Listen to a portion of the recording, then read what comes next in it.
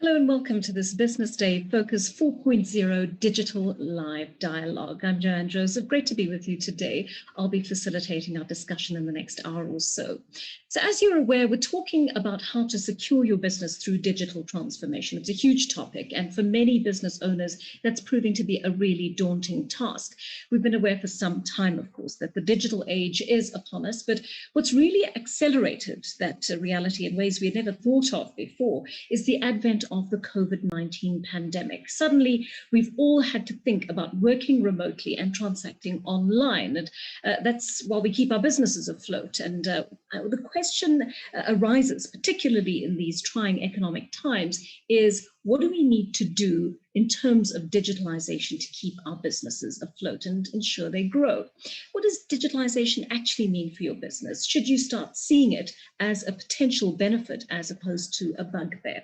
Well, we've assembled a panel of experts to talk to you about that today, and they're going to grapple with digitalization in entirely different ways for you.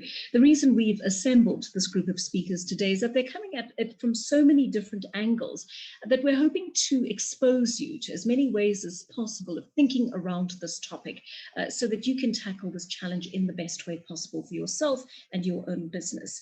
It's my hope that you're going to leave this discussion with a sense of direction, hopefully with a better understanding of where to start or the next step that you need to take in terms of your process, and of course, the way you will use this process of digitalization to deliver maximum value to your customers and grow your business in the process. So let's meet the panel today. Alan Duncan, there you see to your left, well, to my left anyway, is Senior Director of Manufacturing Strategy at Blue Yonder, which is a leading supply chain software vendor. He's got more than 30 years of supply chain experience in a variety of manufacturing industry sectors.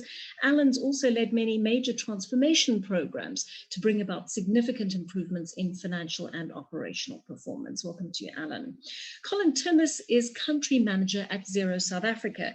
He's led business operations and growth across the country for the last 3 years.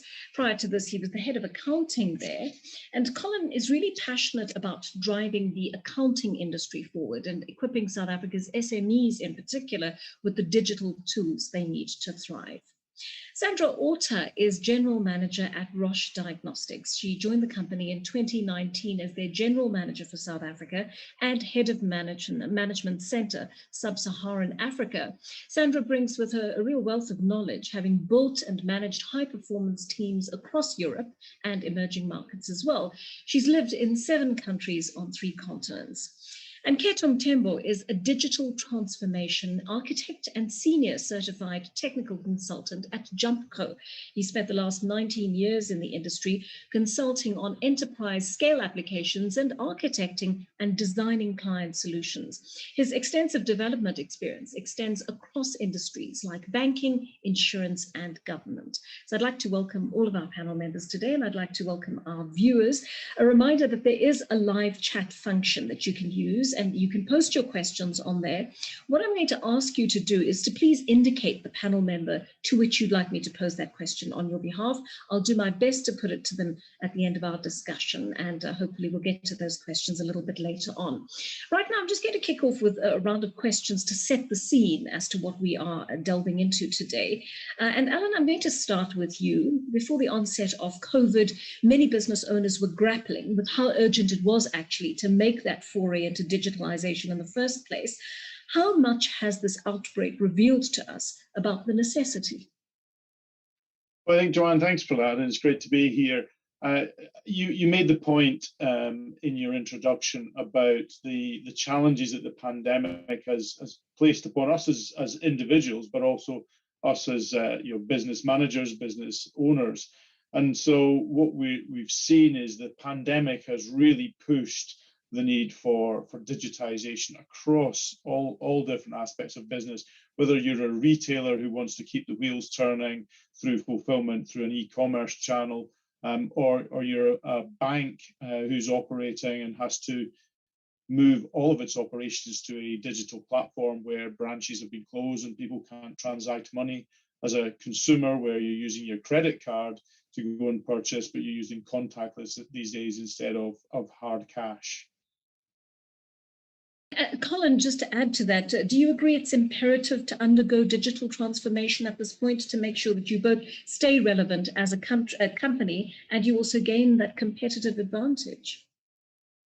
Yes, absolutely. I think the COVID has brought on the need for companies to reevaluate how they engage with their customers, but also with other stakeholders. And it's given us an opportunity to, approach digitalization, I think, from a different perspective. Often we think about it in terms of reaching new markets and reaching our clients. But I think it's really an opportunity to think of the stakeholders that are involved in these communities and in these industries, and trying to identify how do we now engage with stakeholders? How do we become more efficient? How do we leverage skills, technology? How do we increase access to resource? And how do we build communities that can enable and grow these small businesses to support them to reach those clients and to be more profitable and to be more sustainable in the long term? Sandra, I think it can be a really intimidating journey. I mean, many companies don't even know where to begin, how to set themselves on this path. What advice do you have for those, Sandra, who are embarking on the digital transformation journey as we speak? Well, I think that during this period, it's very important to have a very strong business continuity plan. During the pandemic, what the pandemic has done, as my colleagues have said, is to really fast track the companies into the fourth industrial revolution, right? So that we really all need to embrace new ways of working. Particularly, for example, what we've done at Roche is really revising our business continuity plan, looking at and creating even a new connectivity policy. So definitely we had to take the decision to work from home because it was the safest option for all our employees across the country. And with that policy, we offer cell phones to everyone, permanent or temporary employees. Even we offer as well internet connectivity, and we pay through payroll. That's one of the key elements. We had as well, just for the day-to-day business, define new ways of working. And that meant that we really need to use new technologies, new digital technologies. That's part of what is driving the digital transformation in the day-to-day business, using Google Workspace, Jamboards. Everyone is in a Jamboard when we are in a digital call. And as well, it's not just about using digital tools, but it's about working differently. We need to find a way where we can replace the face-to-face meetings in new ways. One of the ways that we found that is very helpful is we have every morning, most of our teams have a huddle meeting. It might be a half an hour meeting where we brief the teams of everyone is happening in the organization for that team, for the short and long-term goals. It's a very useful tool. It's always the same template, but then all the team knows what's going on, where are the gaps, where are the opportunities we need to focus on. We are working in my case in healthcare. We're providing diagnostics, COVID tests, to all our countries that we work for. And it's very important that we really are on top so we can fight together this pandemic. These are just small examples on what we can do in the day-to-day in the digital transformation. Thank you for that, Sandra. And you're going to tell us a lot more about that a little bit later on. So I don't want you to get too deep into the detail now. Just getting a general sense at this point of what one needs to do, literally to dip your toe into the field of digital transformation at this point. So thank you for that. Keto, I'm going to bring you in here. What are the barriers that block the path to digital transformation at this point? I think no one really wants to find themselves in a rainstorm without an umbrella. So that umbrella is a piece of equipment that keeps you prepared. And businesses have got just different levels of preparedness. Some of the difficulties are there is the transformation that's to keep up is a challenge. Some of it involves the infrastructure that's necessary to utilize this new technology, that's the internet networks that one has to use. So these are just some of the few challenges that are there, but these are challenges that unfortunately businesses have found themselves in a rainstorm and they have to make an umbrella and go through this rainstorm. Keto, thank you. We're going to actually ask you for a more detailed explanation of what that actually means when I get to you in a moment. Sandra, let me come back to you here. I'm interested to pick all of your brains individually, and that's what I'm going to do in the next few minutes. So you can each tell us about your personal experiences, your company's personal experiences of how you've navigated this journey. And Sandra, I want to come back to something that's perhaps a little bit less technical and more emotional that we've all been going through in the last few weeks. We don't talk about it enough. We know that companies are grappling with meeting deadlines. We know that employees are worried about how they're going to balance their working life with their family life. Maintaining that work-life balance is a challenge for them, especially with young kids at home. We know that many firms like yours, for example, and my condolences to you and your colleagues on this, are battling with the loss of some of your senior partners and your senior members of staff during this pandemic. And that's something that people all over the country are now grappling with. Tell me, how is Roche dealing with these particular difficulties? Thank you, Joanne. And it has been, I think, for everyone, for many companies, it has been across the globe. The pandemic has a very big impact. And the impact at the end of the day is in our people. And definitely now, for example, in South Africa, level 4, and with the number of cases that we have, it's scary. Now we all hear it's a friend or a colleague that is suffering of COVID. Personally, it's very tough. We lost recently, last Thursday, we got the news that a colleague of ours, a very dear friend, passed away due to COVID, complications due to COVID. And that was shocking. That's very scary. It happened for one of our colleagues as well during wave 2.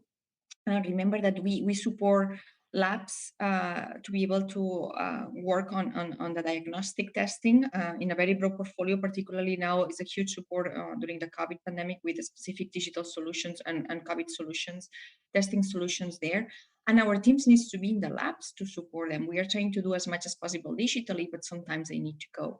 And those are the members that are more affected. So we lost a dear colleague in wave 2, now very recently, a dear friend as well in this wave 3. And it's very, very tough because it affects all of us. And it's directly our employees, but then it's a grandparent or a grandmother or a father or a husband that our employees have lost. And that takes a big emotional drain in ourselves because it's very, very close to us. So first of all, what we've been doing is being very emotional aware of what that means for our employees, particularly for the last case that really, really affected all of us of this dear friend. We had a candlelight session, especially to support those affected, because we have, I'm sure many organizations have few employees that are affected with COVID right now, some recovered, some wishing them, all of them from here to all of you, a good recovery for those ones affected. So we had a candlelight session for everyone to give them a strength for that recovery. There was a moment, few seconds, where everyone was praying in their own language, using their own beliefs. It was, everyone had goosebumps. It was very, very special moment just to give a strength to those that are in need, that are going through difficult situations. We are planning as well a virtual memorial for the person that we lost. And we are as well offering a lot of counseling, because it's not just the people we are losing, but it's how it's affecting us, right? There's a husband of a friend is passing away. It could be us, it could be our case. So how we can be offering counseling, because it's about dealing with these emotions, is extremely important. As Roche, we cannot be helping others and the country if we cannot be as strong individuals, as strong teams, as strong leaders to support the pandemic. And we believe we can do it together, right? So that's a key element. And very recently, we just announced 2 days off paid by the company. It's going to be next week, to support to deal with these emotions. We want to give time to our colleagues. Of course, we will need to juggle how we do because we need to keep serving the country, but we want to offer recovery time for our organization. So that's just quick actions that I think are very important to support our team and our organization to deal with the emotions that we are going through this period. And that's a really sensitive approach that you're taking, and I laud you for doing that as a company, Sandra. And it's really interesting to see how you've used digitalization to be able to connect your people emotionally during this difficult time and support them. There's also the business imperative, and you started alluding to that a little bit earlier on. Do you want to just expand for me on what Roche has done in terms of implementing this digitalization drive to ensure business continuity during the pandemic? Absolutely. So I mentioned already a few tools that we are using, right? Like the connectivity policy, the new tools, new ways of working. I think new ways of working and habits are very important. And here, maybe I would like to highlight as well some elements that we are working to really empower a better work-life balance for the teams, because as soon as you close the office, we are inviting the space of our homes to work. So, and not for the fact that we are giving cell phones, internet, and new tools to every one of our employees is expected that they will be working 24/7, not at all.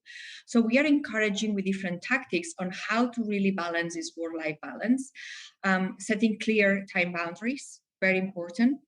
So that you have a lunch break, when you start, when you finish. Limit the necessary conference calls. We used to have our own coffee, and then maybe you could connect in the office with people. Now maybe we are having too many conference calls. So what we can do in these huddle meetings that we are having that are extremely, extremely helpful, or what we can do in a text message or in an email, so that we can free the time and use the time much better. We are offering as well meeting free Fridays afternoon, so that people can really work on their own work. Because what happens is that we spend all day on the phone, and then when the rest of the work is happening, it's very challenging. So we are trying to give that a space so that then you can enter into the weekend. Another element, and it might happen at any time, my daughter might come to me. Schools are closed. So you might have your daughter, your son, your grandmother, whoever might be around you that you are supporting near you, or you might be hearing cartoons on TV, or your dog barking, and that's okay. Now I think we cannot separate life and work. We never could. We pretended. Now it's the right time to integrate it. The same way we need to integrate emotions into the workplace, we need to integrate our life in the same way, right? So we are invading their space, and we need to integrate it. I think it's good. Yeah, I like that my daughter sees what I'm doing and that I'm working. I have a 5-year-old, and she sees what's going on. In this time of hard times, having your dog next to you, appearing your cat in the camera is good, because when you touch your dog, when you are connected, it helps to deal with these emotions. So digital transformation means as well accepting all of these elements, and it's not less professional because there's a barking or there's noise, or because you lose connectivity and we cannot hear your last words. It's okay. That tolerance to the new ways of working is very, very important. And then understanding the consequences of neglecting this work-life balance is critical, especially in senior leaders, and then in all layers of the organization, because everyone is going to be looking at that and how we do things. We know that WHO is telling us that by 2030, mental health is going to be the next big crisis. Now we need to be working on that, especially within the digital transformation, because it might feel very isolating otherwise when we are working from home and driving new tools of working, to really tackle this since the very beginning now. So I hope that helps with some examples. Sandra, thank you so much for that. I'm tempted to bring my 2 German Shepherds in here after what you've done. Alan, I want to get into some of the more technical aspects with you at this point. I imagine one of your biggest concerns in this climate has been how companies can use digitalization as a tool to maintain jobs in a country where the unemployment rate is shockingly high right now. Yeah, so I think there is different elements here. Bringing solutions, digital solutions, is what will keep us afloat as well, right? We just need to revolutionize how we sell and what we do. At Roche, we have great R&D investments, and there's a huge focus on providing solutions that are digital, that will really help to keep those employment rates in a good place.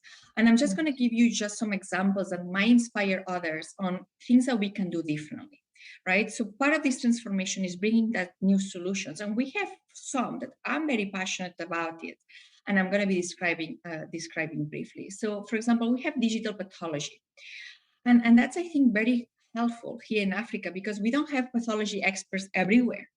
So this is a combination of using a hardware and a web-based application, UPath, that you can use for long-distance collaboration, using ensuring that then patients can get diagnosed properly.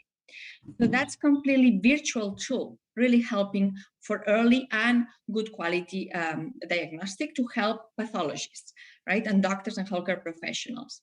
There is another one that was born here in South Africa, which is ITEMBA. And ITEMBA is a patient-centric disease management tool that helps to provide diagnostic results in your smartphone in a very simple way, in a way that then patients don't need to go to the clinic, except it's really, really necessary. It provides medical education, and it helps the program managers to manage better their patients and the clinical follow-up appointments. And in a period of COVID, that's very, very helpful. These are brilliant examples, Sandra, and thank you so much for sharing them with us. Alan, I imagine that in the last few months, the digitization industry has actually, or the IT industry has evolved quite a number of these types of solutions to maintain jobs amid the job loss climate. Alan? Yeah, I don't know that necessarily we've evolved them over the last 2 or 3 months. I think we were already on a journey towards a fairly major digitization of businesses. Perhaps it's been accelerated over the last few months. And I think what we're doing, rather than protecting jobs per se, what we're doing is we're shifting the emphasis in the roles. So rather than what we see a lot in industry is a lot of people huddled around Excel spreadsheets, processing a lot of data and trying to eke out some sense from it, and spending 90% of their time doing that. What we're seeing is that the developments that we've made in artificial intelligence and optimization tools are actually shifting the mix of work away from that data processing into using the data, using the information, and making better decisions and making them faster.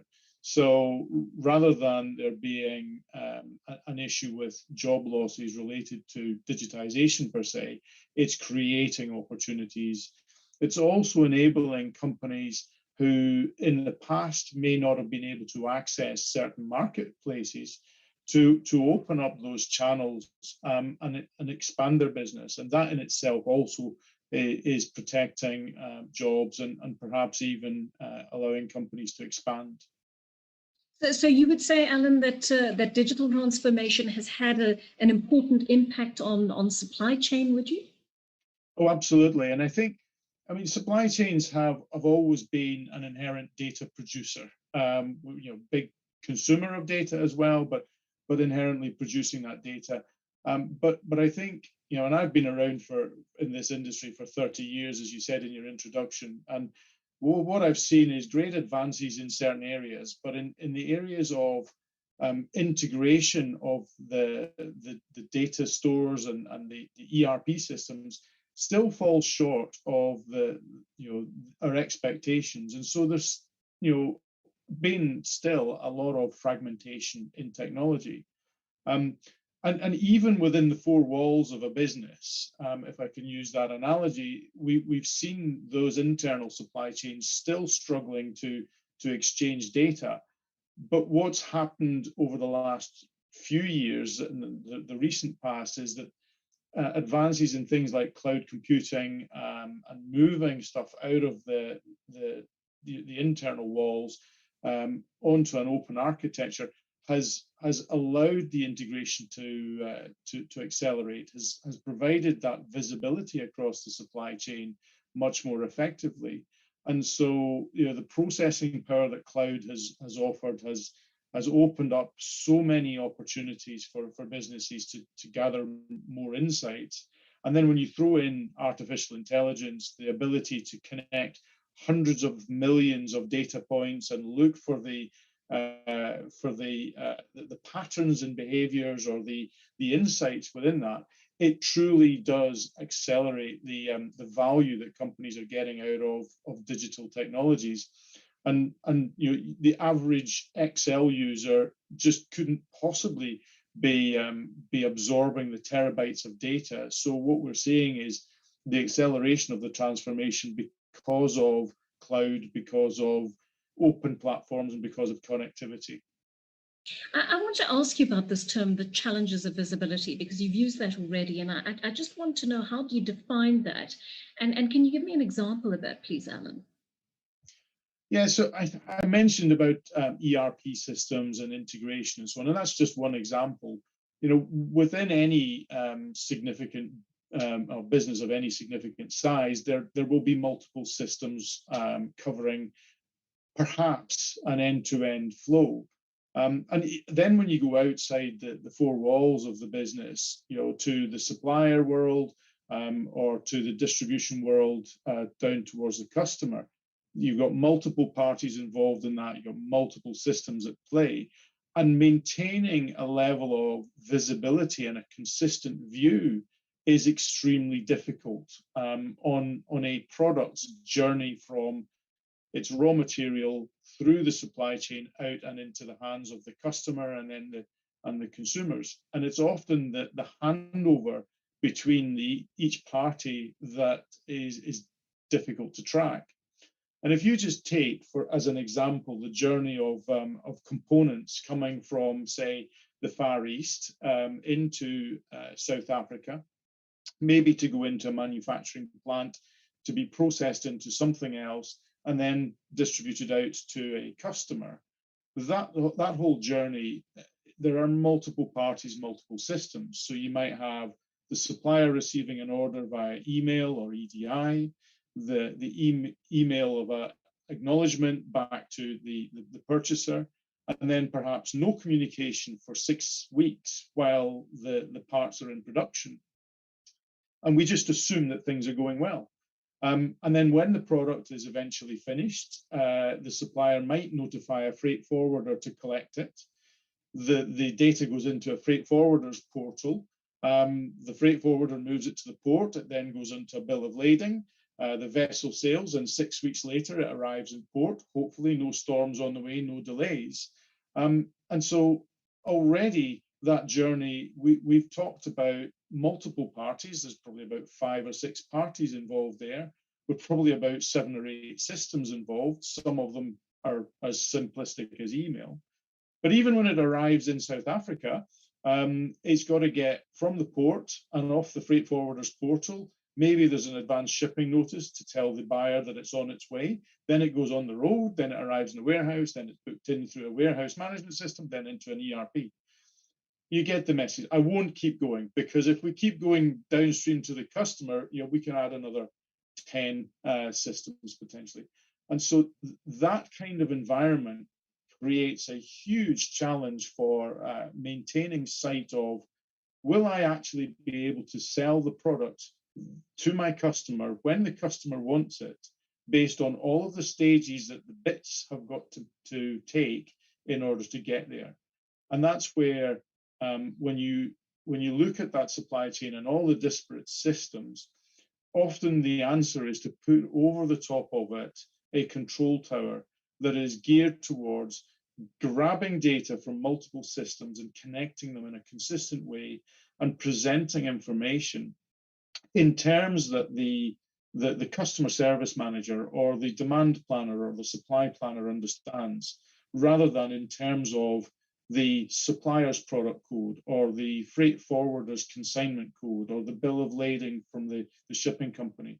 Because ultimately what we want to know is, will we be able to supply the product that the customer has ordered? And if, for example, your customer is Roche, dealing with, you know, life-saving products, then it's critical to be able to advise of any disruptions and confirmation that you'll be able to meet their needs.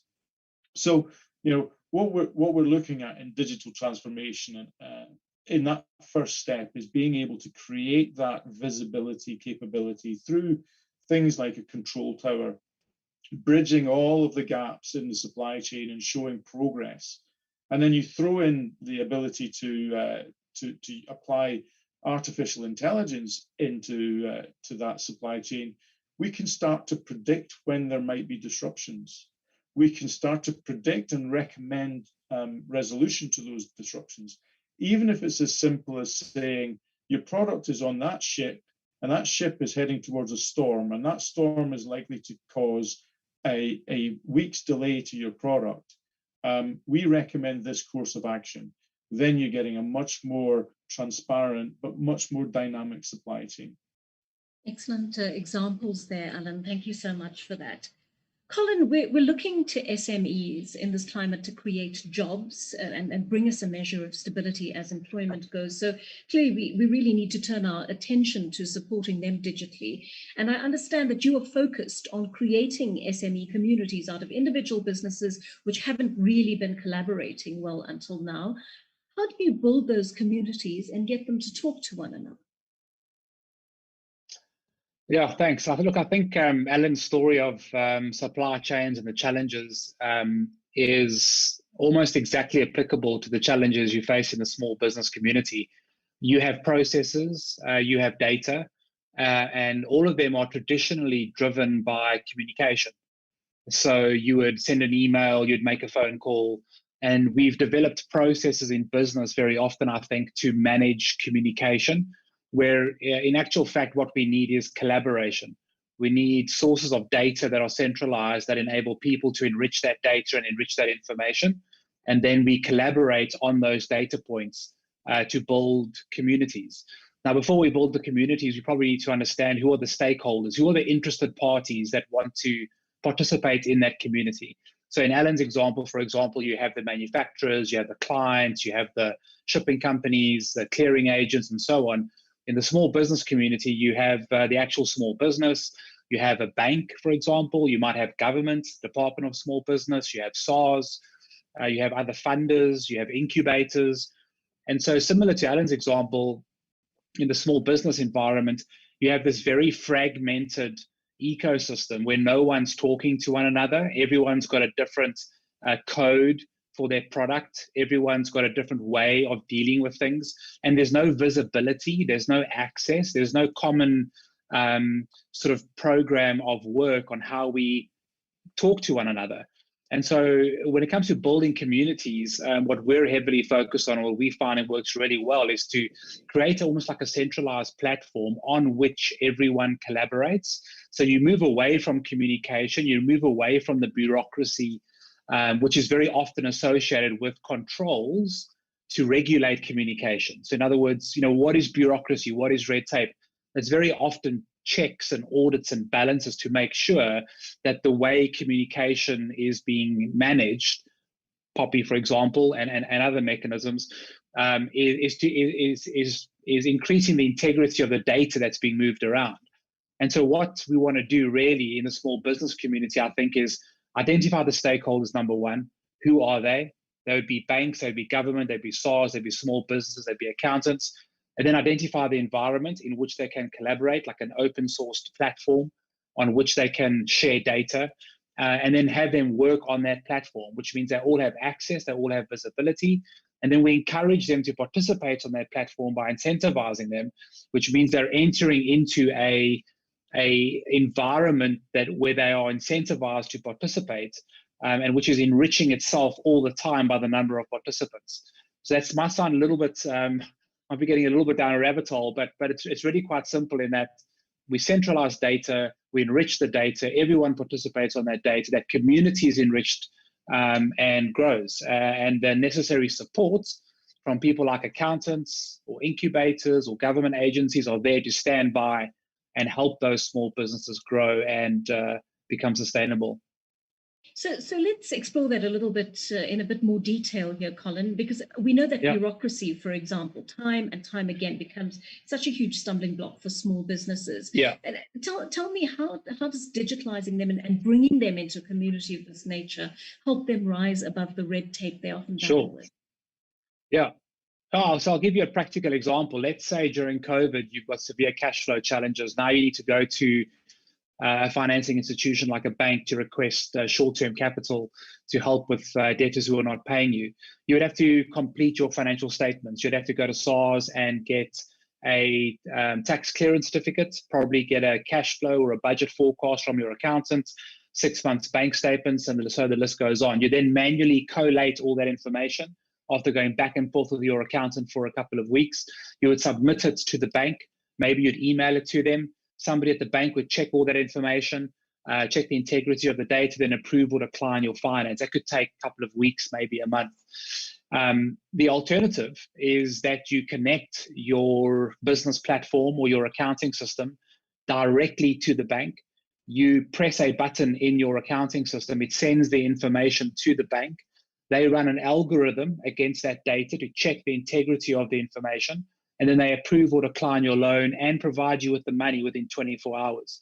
Now that sounds like pipe dream, Wizard of Oz type stuff, but right now in South Africa, there are 2 or 3 or even 4 companies who will provide small businesses with up to 2 or 3 million rand in 48 hours. All they've got to do is connect the alternative lending platform to their accounting system, and they will have that money in their account in 2 days. So those are the 2 worlds. And again, we sometimes have to be careful not to talk too much about what we're expecting in 4 or 5 years' time.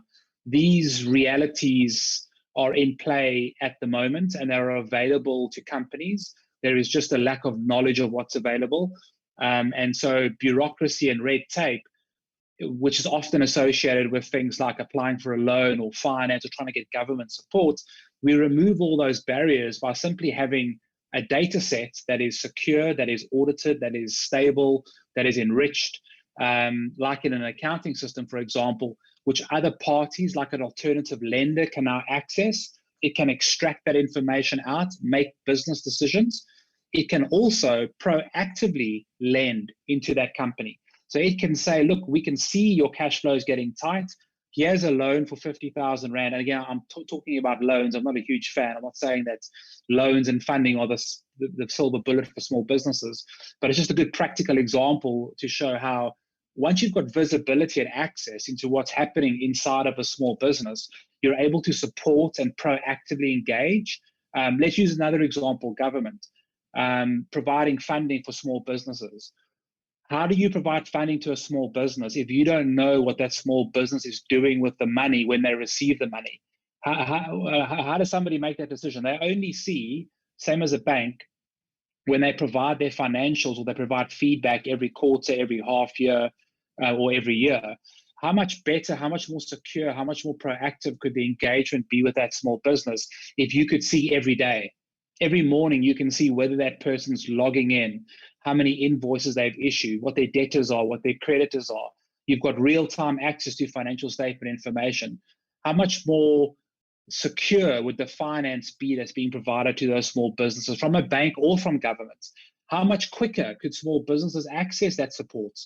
And if you think about it in a COVID context, it fundamentally changes the way in which we support and enable small businesses. And again, with COVID having happened, think of the funding the government provided or didn't provide because they simply weren't able to deliver it to the small businesses, or where small businesses were simply not able to put the paperwork together to apply for the funding.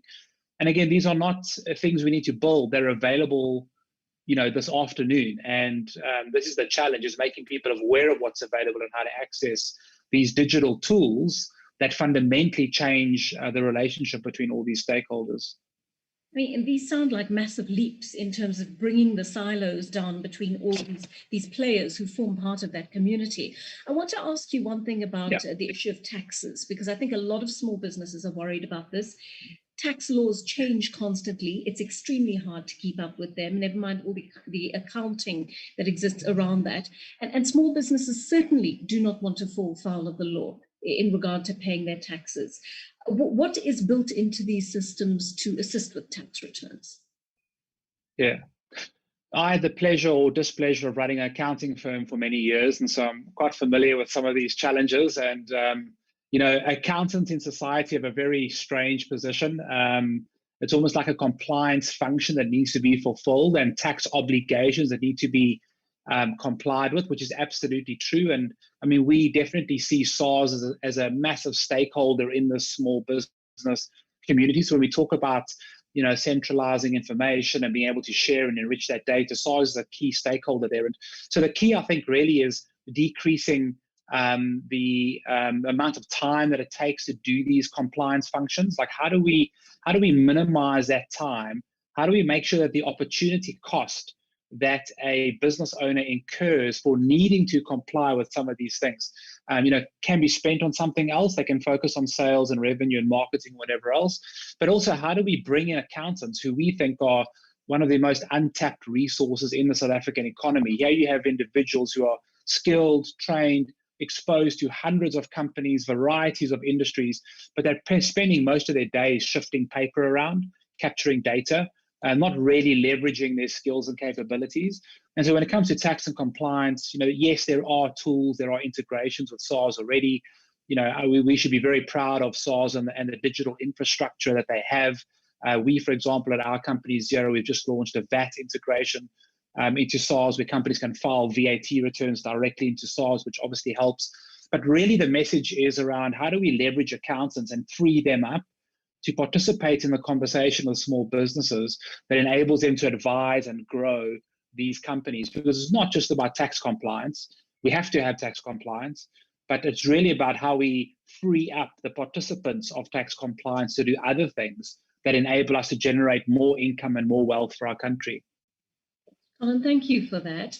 And of course, Keto, I've come to you last because these ideas Colin, Alan, Sandra have spoken about are so brilliant, but ultimately you're the architect who has to pull them all together to create some kind of working user-friendly software. So start for me by telling me what for you as an architect defines the term digital transformation, Keto. I think the term digital transformation is one which is quite overloaded, and depending on who you talk to, they might have a different opinion, but it's very fundamental. It's about two words, digital and transformation, leveraging technology, that's the digital side, to bring about change within a business so that the business, you can get more business value, optimal and sustainable business value. Now, the unfortunate thing is the word digital sort of shrouds, almost makes it look like it's a magic bullet. But the sort of change you're talking about does not only involve technology, it also involves the processes that a business may run, it involves the data that they collect, and it involves the people who actually work on it as well. So the question you asked me earlier on, what are the challenges that organizations face in digital transformation? They typically fall in those 4 areas. So when we talk about the technology, the question might be, we've got new technology, but then how do we use it in our industry? You might have put a huge investment in your company for equipment or technology, and you find 1 year down the line, there's something new which is out there far cheaper than what you are actually using right now. Do you throw away that investment or do you continue? Questions on the people side to say, look, something new has come in, but our people are not aware of how to use this thing. Do we upskill them? Do we bring new people in? What happens to our current workforce? Questions on the data. We've got so much data, but how do we actually get those insights out? So as architects, this is where we actually come in to say, look, let us give you some guidance as to how to practically do this on the ground. So let's talk about one company's journey hypothetically here, Keto. A business approaches you and says, Keto, we need you to set us on this path of digital transformation. How do you start designing a solution that's most appropriate for that business? The key thing that's important on this journey is awareness. So some of the questions we ask upfront will not directly speak to the technology side. Questions like, where is this business going? Where is this business currently? We talk about timing as well. Where you want to go, when do you want to arrive? And where are you from a timing point of view right now? And then we start bringing in the technology aspects around that. Say, okay, so what can we do to help you to get where you want to be? That awareness also speaks to an awareness of what's happening in the industry currently, the opportunities that are available out there from a technology point of view, faster networks, faster processing. One typical example I can give is, for example, at a varsity, you might want to solve a problem and you could buy 1,000 PCs, set them up in a room and solve your problem. But what do you do with those PCs thereafter? Whereas with the move in technology, you could rent those in the cloud, run your problem and solve it within the hour.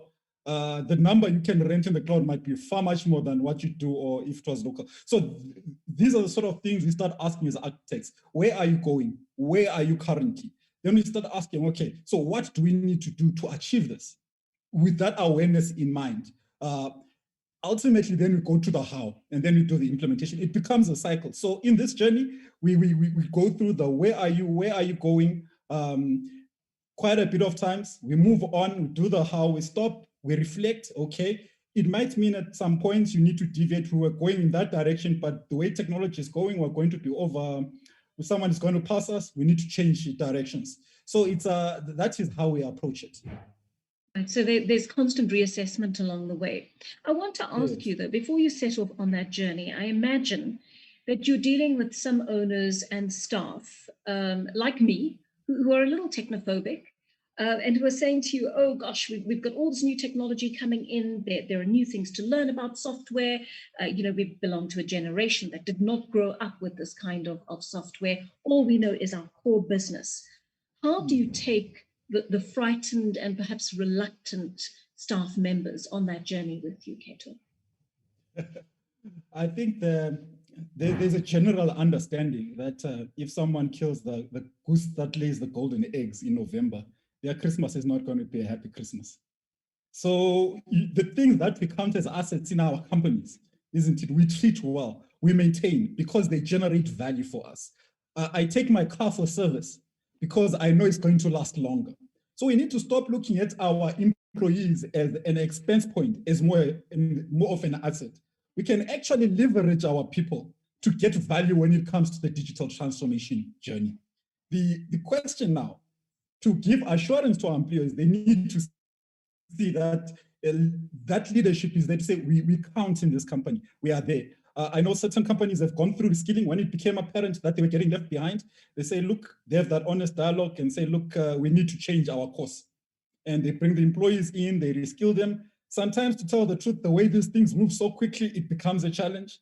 You can also start having programs where it's not just about the employee, but even the employee's family, internship programs that pull in members of the family if needs be, so that if at some point, God forbid, that people need to get let go, at least the families are still okay. So there needs to be thinking outside the box. It's not impossible, but it takes thinking outside the box. Yeah. Joanne, sorry, could I? Go ahead. Yeah, I'd like to add to that as well. How do you get people to change and use digital technologies? I think one of the important things to remember is that people should want to use technology and software in the same way that a 4 or 5-year-old child loves working with a cell phone. You don't have to incentivize them to use a cell phone. They enjoy using it. Why? Because it's appealing. The way it's been designed and the way that it's been structured is to appeal to people's senses. And I'm not saying it's a good or a bad thing, but there's a level of design that's been implemented in the software that makes it useful. And I think one of the keys is if you have to beg people to use a tool, it's probably not a great tool. It's probably not being very well designed. And the key with any technology is use technology that people enjoy. We all enjoy cell phones. We all enjoy Netflix. There's a number of things that are easy to use. You don't require training. You don't require education. You don't require major courses. And so stay away from technology that is so extensive that it makes your team feel like they're working on MS-DOS. It should be like their phone. They should enjoy it, and it should be inviting, and it should be a positive experience. And if it's not, then you need to ask whether you're using the right product. I love that idea, Colin, because it's made me realize perhaps I'm not as much of a technophobe as I suggested earlier. Tell me here, Keto, you obviously in this process of constant reassessment, balancing risk with possibility. How do you do that during a process, particularly a long process, because we know this doesn't happen overnight, a long process that you are taking a company on that will only have results perhaps in months or years to come? Yeah, this is definitely a journey.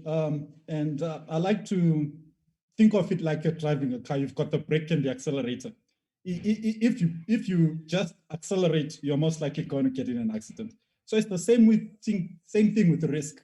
This is one of the pitfalls. If you're just going to accelerate without thinking, you'll get in an accident. You may lose the trust of your clients.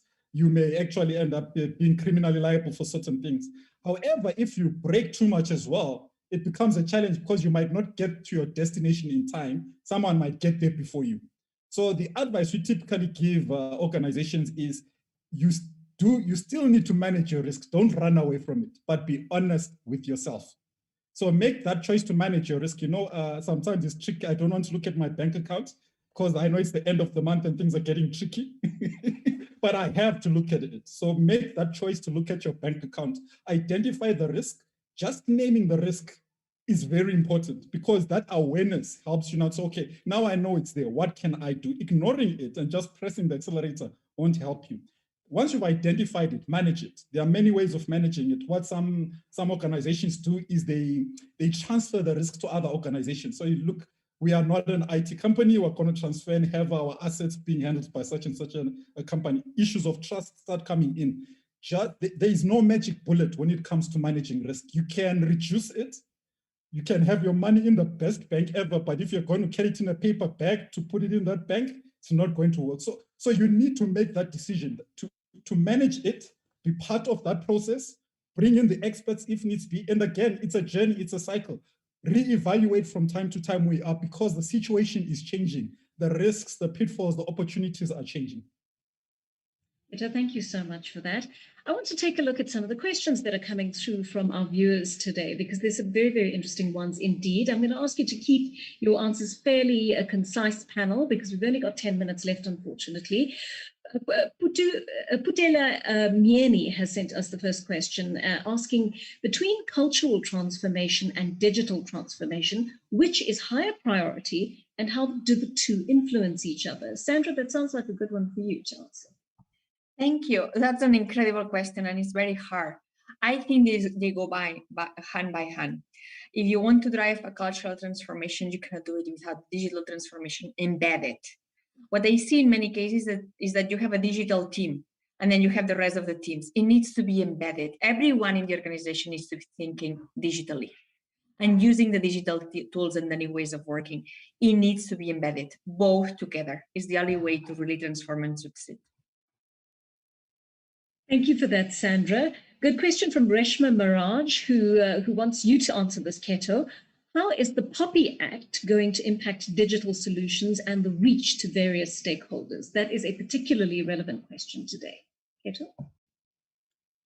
Yeah, so the POPI Act has already started affecting me on some of my personal WhatsApp groups, so notifications have been going out. So the unfortunate fact is that regulation has a braking effect. It's got a dampening effect, but it's there for a particular reason. So usually you see this dampening effect up front, but the truth is, if you really sit back and rethink, there are also opportunities that come out of regulation. So now you've got companies which say, look, we are POPI compliant, we'll store your information. So the burden is no longer on you, but it's on us. So the effect is actually there. There is the dampening effect. You cannot run away from it for a valid reason, but opportunities also arise. Like we say, this is a journey. We are now at a different location. We'll see where we'll be tomorrow, what's happening. Thank you, Keto. Colin, I think this is a good question for you to answer, because this thought had crossed my mind when you were talking about companies and how networked they are in a community. Seifu Binagde asks, how do you see digital transformation versus the confidentiality of companies? Yeah, look, when we talk about sharing of data and of information and centralizing data and enriching data, you know, the data is only shared with individuals at the approval of the owner of that data. And so when you have data privacy laws and compliance in European markets and in the US are very, very strict. And you know, it becomes really important that the owner of the data authorizes what their data may and may not be used for. So as an example, you know, we run an accounting software business, and we have millions of small businesses all over the world who use our platform. We cannot see their information. So the confidentiality of their data is completely protected, and they choose to share that information as and when. So in my use cases example that I mentioned, whether it was government or banks or SARS, the individual owner of that account would decide, okay, I want to share some information with the Department of Small Business because I want funding or support from them, or I want to share it with SARS, or I want to share it with the bank. So absolutely, confidentiality is top of the list in terms of priorities, and all that information is generally extremely secure and under the control of the data owner. Thanks for that. We've got a few questions coming in about the issue of supply chain and some of the technicalities around that. Alan, I saw a very interesting presentation that you actually did about the 4 stages of recovery. Do you want to just talk us through that quickly?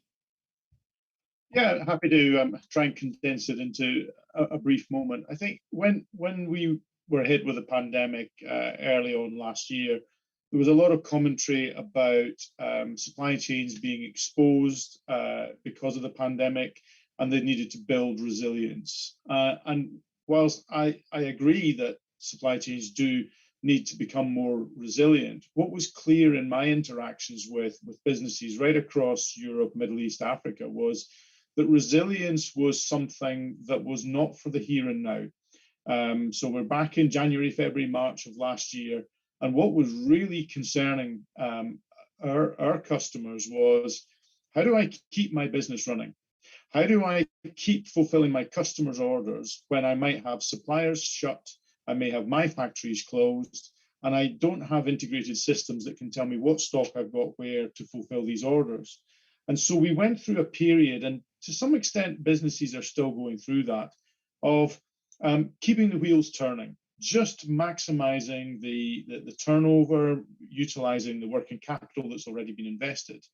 And so it was obvious that for a period, there's going to be this need to just, almost without thought of the cost, keep the business ticking over and generating cash from its assets. But then we've moved into a period of great risk. And once the wheels were a little bit more stable, we could turn our attention to getting a bit more control around how we managed the risks that we were facing. And so it was evident that businesses were going to have to change the way they operated to be able to cope with these increased risks, so both on the demand side and the supply side. And again, a lot of businesses are still in that mode of working, and yeah, they've changed practices and things are stabilizing to some extent in that we are able to handle the risks, predict the risks, and manage our way through. And once we get to that point, we're in a position where we can start to think to the future. Now, you know, the globe is at various stages of recovering from the pandemic. You know, we're the third waves, possible fourth waves, vaccination programs stuttering, stumbling, or progressing well. And so, you know, where a company or a country is in that recovery it changes. But some companies are now able to start thinking about the future and how they start to build that resilience. And so that for us was the third stage of recovery. But what we also anticipated even before we were hit by this dreadful pandemic was that customers and you know, and the marketplace was looking for agility. And so beyond that resilience, we need to build selective agility in our supply chains. And I say selective because agility costs money, and you can only really do it where you've got the profitability in your product and the channel to be able to build that.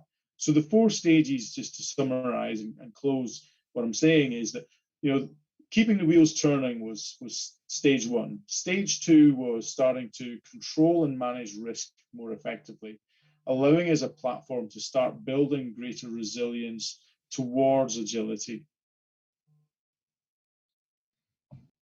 Thanks very much for explaining that to us, Alan, in that succinct way. Colin, I'm going to wrap up with you, and we've literally got 2 minutes here, but a good question from Tony Bloomerus, who asks, our business research EQ's a small business. We've pivoted well to digital for all our research methodologies, but we needed to weather a knock in sales, reduced budgets available from corporate, and look at POPI compliancy. We really need to digitalize all our systems and operations to drive proficiency, or rather productivity and efficiency, and keep up with larger competitors. What advice do you have for the SME sector to digitalize on a budget?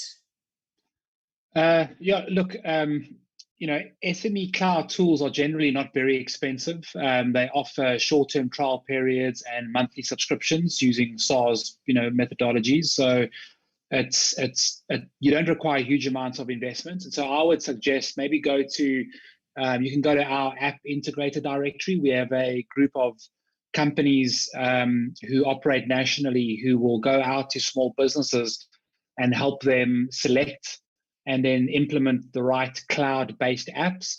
And there are apps out there that are, you can install on your phone basically and monitor them on a phone or an iPad for a small business with no implementation costs, and they cost a few $100 a month. But it does help because we literally in our company have over 1,000 of these apps available. So it can take some time to shop around and see the best.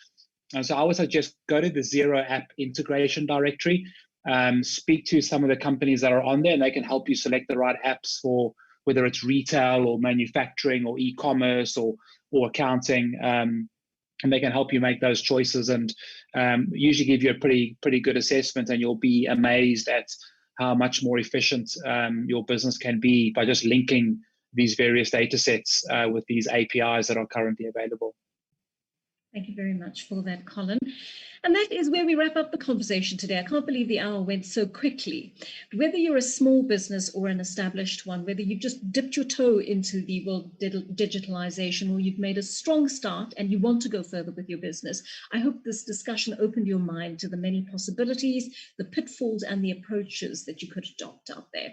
I think what we've ultimately learned is that postponing digitalization can put a business at risk of failure, but that approaching it the right way with the assistance of the right experts on hand, growth and success could literally be one digital footstep away.